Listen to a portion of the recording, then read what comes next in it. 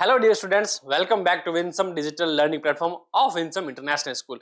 मेरा नाम है दीपक तौर और आज हम जीके का नेक्स्ट सेशन करने वाले हैं। जैसा कि आपको पता है, हम ऑल इंडिया सैनिक स्कूल एंट्रेंस एग्जाम के लिए हमने जीके का पोर्शन हमारा स्टार्ट कर दिया था। फर्स्ट क्लास हम उसकी ले चुके हैं, आज क्लास है सेकेंड। तो देखो उसमें नेक्स्ट क्वेश्चन कौन सा है। Question number first, which device is use to measure the speed of vehicle.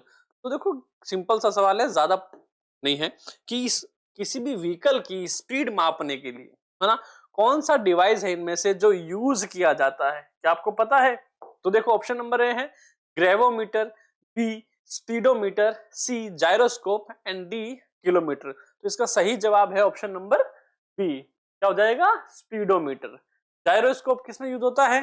Gun के अंदर यूज होता है, गेम खेला होगा पबजी जिंदाबाद, है ना। फिर है किलोमीटर, जो कि एक इकाई है, एक यूनिट है ना डिस्टेंस की। क्वेश्चन नंबर सेकंड देखो, from which monument did India adopt it's national emblem.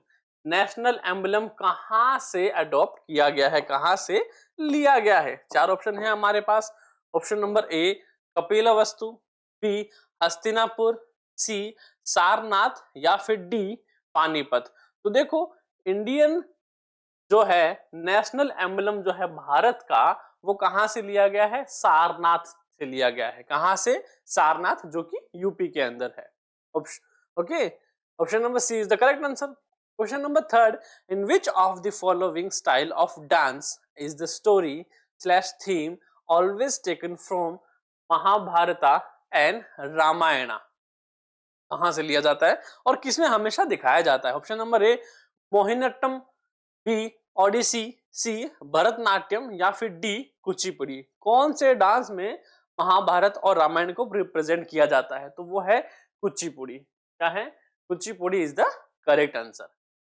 Question number four, arrange the month based on our national calendar Saka era in correct serial order, है ना। तो ये कैलेंडर जो है हमारे पेरेंट्स को अच्छी तरह पता है, करेक्ट। क्यों? क्योंकि वो हमेशा बोलते रहते हैं कि चैत्र चल रहा है, वैशाख चल रहा है, आषाढ़ चल रहा है, भादो चल रहा है ना। तो वही है, चैत्र है, वैशाखा है, जय ज्येष्ठ है और आषाढ़ा है, आषाढ़ जिसको हिंदी में बोलते हैं। तो कौन सा है? अब जिस अरेंज में है, सही से बताओ ना, तो पहला क्या होता है? पहला महीना चैत्र होता है। क्या होता है? चैत्र महीना होता है। दूसरा कौन सा होता है? वैशाख होता है। तीसरा ज्येष्ठ होता है। चौथा आषाढ़ा होता है, आषाढ़ होता है, करेक्ट। तो ये बिल्कुल सही फॉर्म में है। कौन से फॉर्म में? A B C D form में ही है। Option number A is the correct answer. Next है हमारे सामने question number five, which one of the following is a combat aircraft. इनमें से कौन सा कॉम्बैक्ट एयरक्राफ्ट है तो सारे एयरक्राफ्ट, पर हमसे पूछा है कॉम्बैक्ट एयरक्राफ्ट। तो अगर कॉम्बैक्ट एयरक्राफ्ट की बात आएगी तो उसमें है तेजस है। कौन सा है? तेजस जो है वो करेक्ट आंसर है, करेक्ट। क्वेश्चन नंबर सिक्स देखो, विच of the following cups slash trophies is associated with football. इनमें से कौन सा कप जो है, ट्रॉफी जो है, वो किसके साथ एसोसिएटेड है? फुटबॉल में, है ना। ऐसा कौन सा कप है इनमें से जो फुटबॉल के खेल में दिया जाता है? क्या वो डेविस कप है, क्या वो चैंपियंस ट्रॉफी है, क्या वो संतोष ट्रॉफी है, क्या वो देवदा ट्रॉफी है? इसके अलावा मैं सजेशन दूंगा कि देखो, एक तो क्रिकेट से जुड़ा, ठीक है, और एक हॉकी से, फुटबॉल से, है ना। ये तो चार पांच जो फेमस गेम है, इन गेम में मिलने वाली ट्रॉफी और कप के नाम जो है, एक बार आप इनको पढ़ ले, रिवाइज कर ले, है ना। आपके एग्जाम में पूछ सकता है। ऑप्शन नंबर ए बता दिया मैंने आपको, डेविस, चैंपियन, संतोष या फिर देवदार। तो फुटबॉल के लिए दिया जाता है वो है संतोष ट्रॉफी। कौन सी है? संतोष ट्रॉफी इनमें से फुटबॉल के लिए दिया जाता है।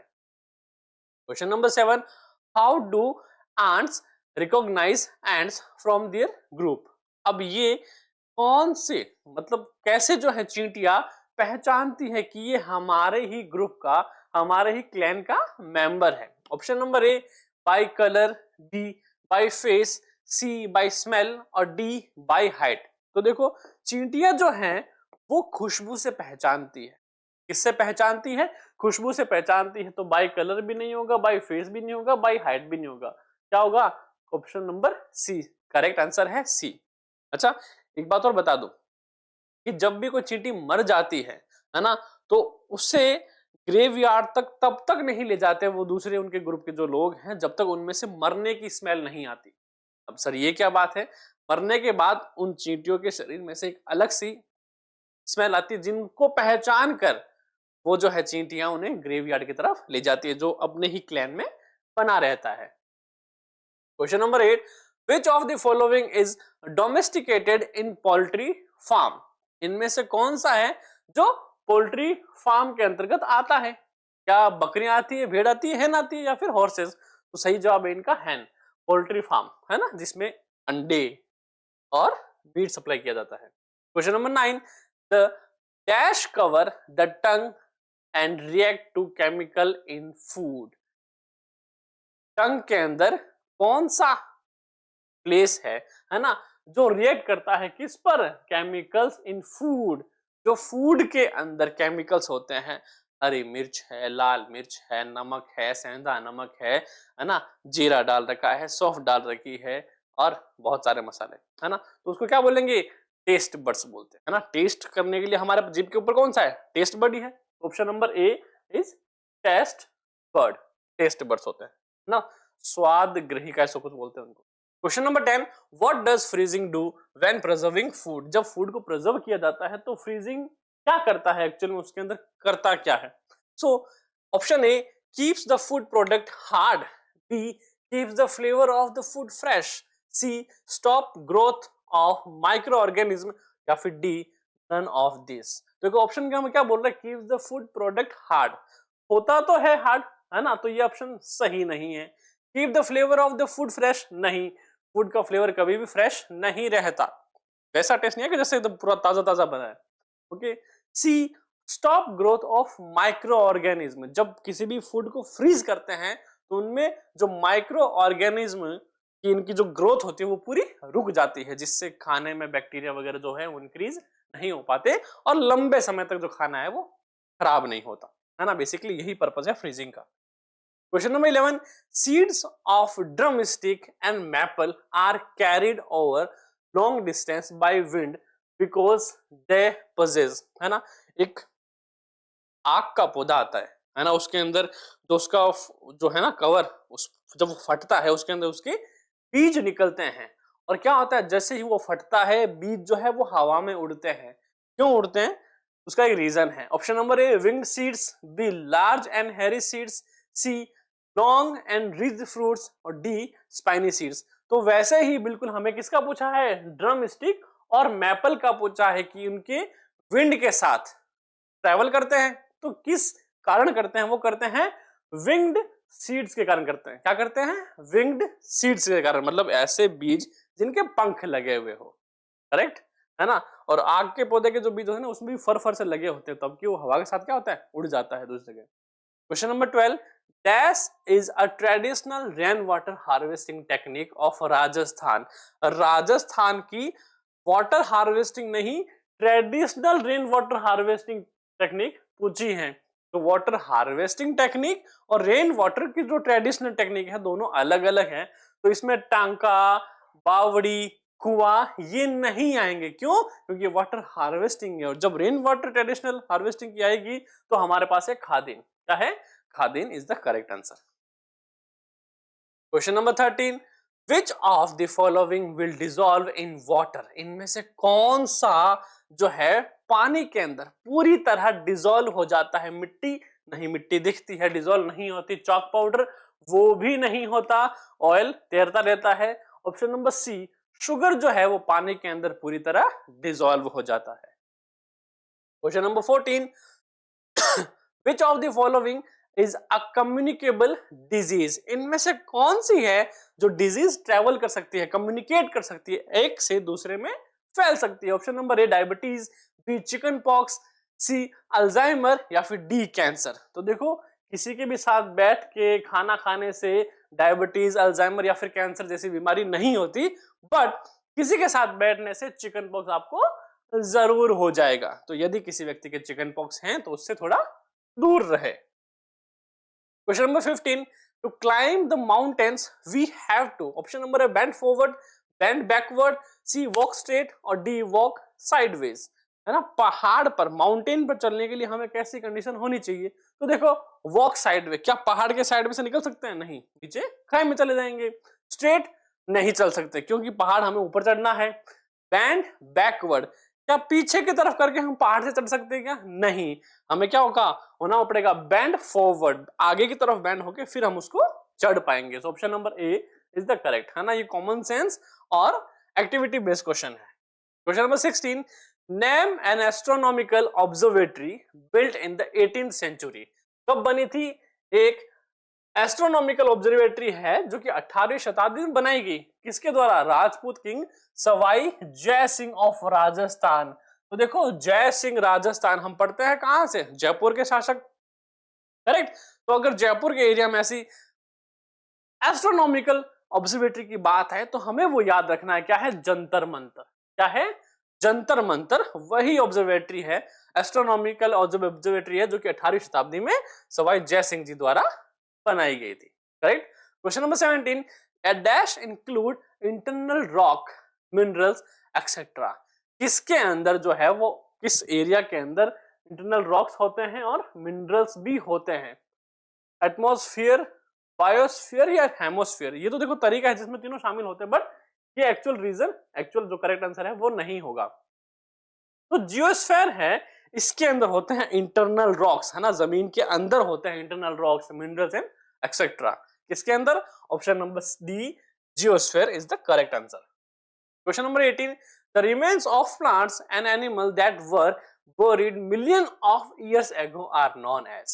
ऐसे प्लांट के रिमेन, ओके, जो सालों पहले जमीन में बर्ड किए गए, बर्ड हो गए मतलब, है ना, किस नाम से जाना जाता है उनको। Option number A potential reservoirs, B fossil fuels, C biomass fuel या फिर डी एनिमेट पावर। तो उसका करेक्ट आंसर है फॉसिल फ्यूल। ऐसी चीजें जो मिलियंस ऑफ ईयर्स पहले जमीन में चली गई थी, अंदर है ना, कई सालों से है, तो किस रूप में है अब, फॉसिल फ्यूल कहते हैं उनको। Question number 19, rasgulla is a popular sweet of. Rasgulla कहाँ का पॉपुलर स्वीट है, ऑप्शन नंबर है West Bengal, B Punjab, C Kerala and D Himachal Pradesh. तो देखो रसगुल्ले की अगर बात आती है, रसोगुल्ला, तो option number A West Bengal का पॉपुलर, इसके द्वारा। इसके अलावा पंजाब, केरला और हिमाचल प्रदेश की कौन कौन से स्वीट जो है वो पॉपुलर है, कमेंट में जरूर बताना। Question number 20, which of the following is a tribal community of India. इनमें से इंडिया की ट्राइबल कम्युनिटी पूछी है, कौन सी ट्राइबल कम्युनिटी कौन सी है, क्या वो पंडित है, क्या वो जाट है, क्या वो पंजाबी, नहीं, वो है भील है।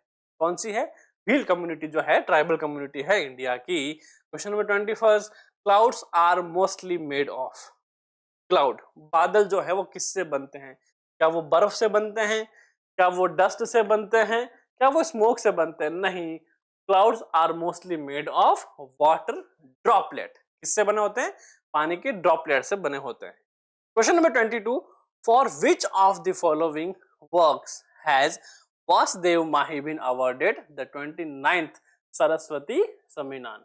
सरस्वती सम्मान के 29th के सेशन में वासुदेव माही को इनमें से कौन से काम के लिए सम्मानित किया गया था, अवार्डेड किया गया था। Option number A lost children archive, B chequebook, the stranger diaries या फिर D a song for a new day. तो देखो इनका सही ऑप्शन है चेक बुक, है ना। चेक बुक के लिए सम्मानित किया गया था, तो एक शॉर्ट स्टोरी थी, क्या थी, शॉर्ट स्टोरी के लिए उनको अवार्ड दिया गया, किसको, वासुदेव माही को।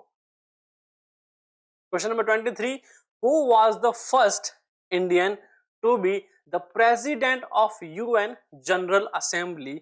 यूएन जनरल असेंबली का जो फर्स्ट इंडियन, FIR है, ठीक है, फर्स्ट इंडियन जो प्रेसिडेंट बना था वो श्रीमती विजय लक्ष्मी पंडित थी। आपको दिमाग में सेव करके ये बात रखनी है, कौन, यूएन जनरल असेंबली के भारत के पहले प्रेसिडेंट।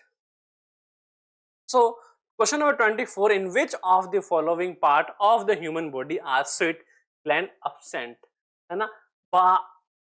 मानवीय शरीर के अंदर, पूरे शरीर के अंदर कौन से हिस्से में जो स्वेट ग्लैंड्स होते हैं, जिससे पसीना आता है ना, पसीने वाली ग्रंथियां जो अनुपस्थित रहती है, नहीं होती। किसके अंदर नहीं होती? स्कार्फ के अंदर नहीं होती, आर्मपिट के अंदर नहीं होती, लिप्स के अंदर नहीं होती, या फिर यहाँ रिब्स लिखना था, ठीक है, तो इस ऑप्शन को तो हटा दो। स्कार्फ, आर्मपिट और लिप्स। तो देखो लिप्स के अंदर जो है वो स्वेट ग्लैंड्स नहीं होते, है ना, इस बात को याद रखें। क्वेश्चन नंबर 25 और आज का लास्ट क्वेश्चन है, what do we call the young one of kangaroo? Kangaroo के जो छोटा बच्चा होता है उसको हम क्या कहते हैं? फोल कहते हैं, कोट कहते हैं, जोय कहते हैं, या फिर कब कहते हैं? तो हम कहते हैं उसे जोय, है ना, जो अपनी मम्मी की उस थैले में रहता है ना। तो आज के लिए हम इस सेशन को करते हैं यहीं पर एंड, फिर मिलेंगे नेक्स्ट सेशन के साथ। तब तक के लिए keep learning, keep growing with Winsome international school. Thank you so much for watching. जय हिंद।